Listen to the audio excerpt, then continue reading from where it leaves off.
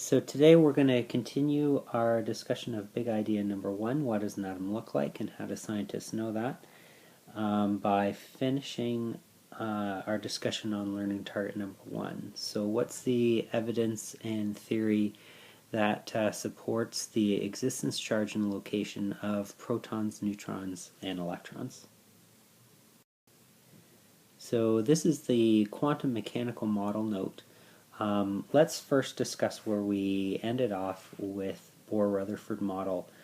Remember that Bohr came up with the model where you have protons and neutrons in the nucleus of the atom, and you have electrons that orbit around the nucleus at specific locations,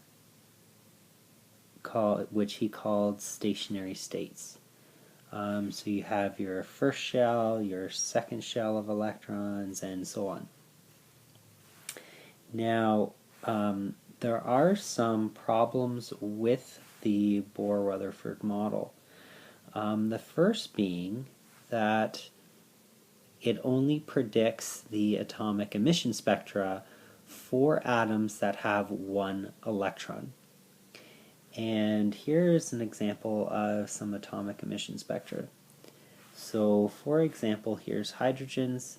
Whenever you heat up a hydrogen atom, it will give off light that's purple, blue, green, and orange. And these, remember, represent an electron going from an energy level that's higher and dropping down into an energy level that's lower and giving off that specific amount of energy in the form of a specific color wavelength of light. Now, as soon as you put more than one electron on it, Bohr cannot predict all of the lines that elements give off. So here is mercury, for example, where Bohr predicts one yellow line, whereas in real life we get three yellow lines that are very closely spaced together. What this suggests is that there's actually sub-levels within each energy level. For example, if we go back to our diagram, we could have first energy level, second energy level, and then in our third energy level, we could actually have sub-levels. So we could call this one 3A, and really close right next to it, we could call it 3B, and really close next to it, 3C. So we have three spots where electrons could be at the third energy level. The second problem with Bohr was created in 1927 by a man named Werner Heisenberg, and he came up with what's now known as the uncertainty principle. He discovered that it's impossible to measure the position and the momentum of an object at the same time, both with accuracy. Now, this might be contradictory to what you've been learning in physics. The issue is that the uncertainty principle really only applies when you have really tiny objects like electrons or other particles. When you're dealing with large objects, you can measure very accurately how fast an object is going and where it is. But when you're dealing with very tiny particles, the more accurately you figure out one of these properties, such as how fast an electron is moving, the more ridiculous the error in where the electron is gets. Now, to throw some actual numbers there, I've pulled out an excerpt out of Stephen Hawking's book called Grand Design. So Stephen Hawking writes, according to the uncertainty principle, if you multiply the uncertainty in the position of a particle by the uncertainty in its momentum, which is its mass times its velocity, the result can never be smaller than a certain fixed quantity called Planck's constant. So if we write the math equation for it, it looks like this. If we use P for position and capital M for momentum. Momentum is the particle's mass times its velocity. That always has to equal Planck's constant, which is h.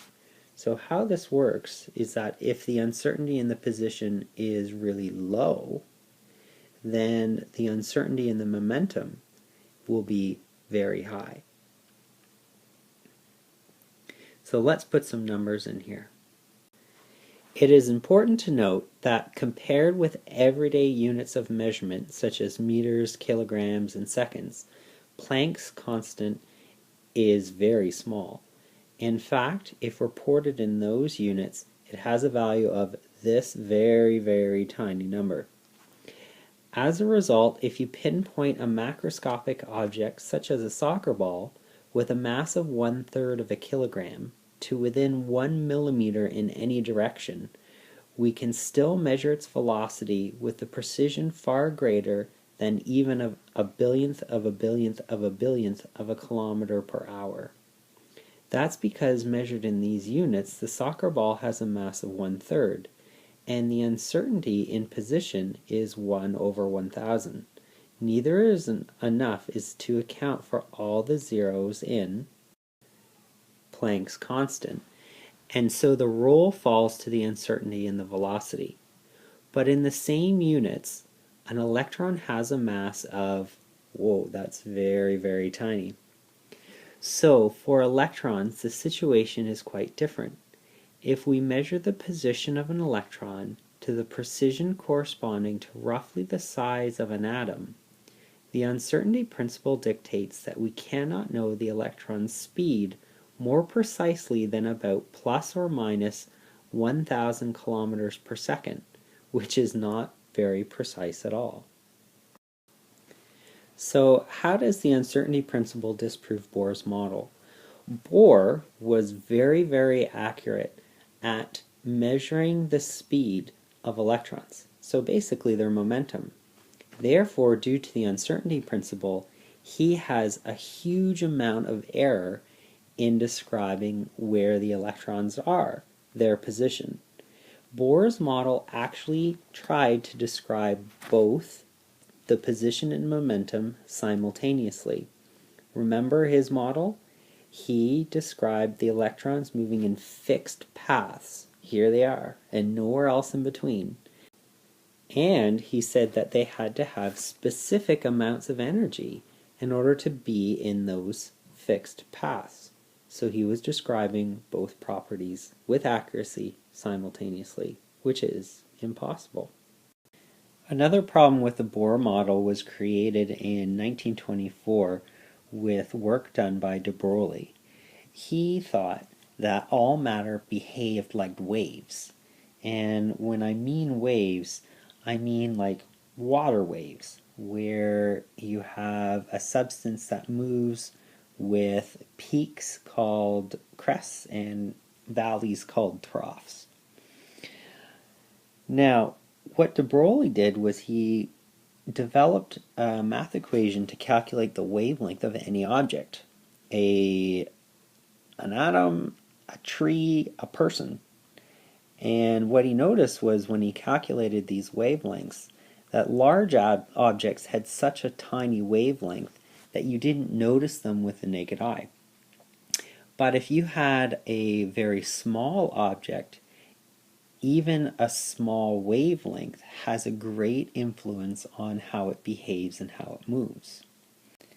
So let's go back to the Bohr model here for a minute. I've got protons and neutrons in the nucleus, and I have electrons that are orbiting around in fixed paths.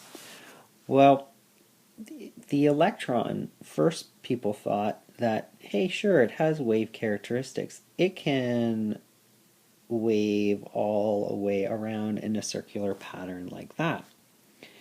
But the problem is that when de Broglie did his calculations, he noticed that an electron that was moving in the first energy level, so it had a speed of 5.9 times 10 to the 6 meters per second, had a wavelength of 1 times 10 to the minus 10 meters, Well, that seems pretty small, but compared to the size of a hydrogen atom, the wavelength is actually larger.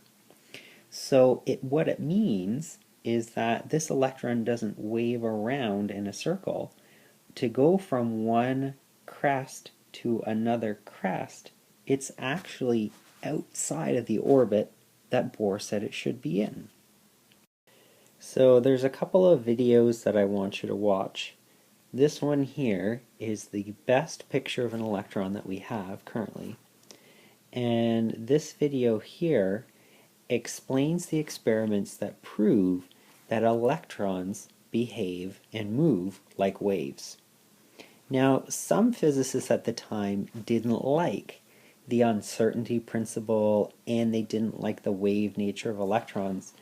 So here's a video about a thought experiment called Schrodinger's cat.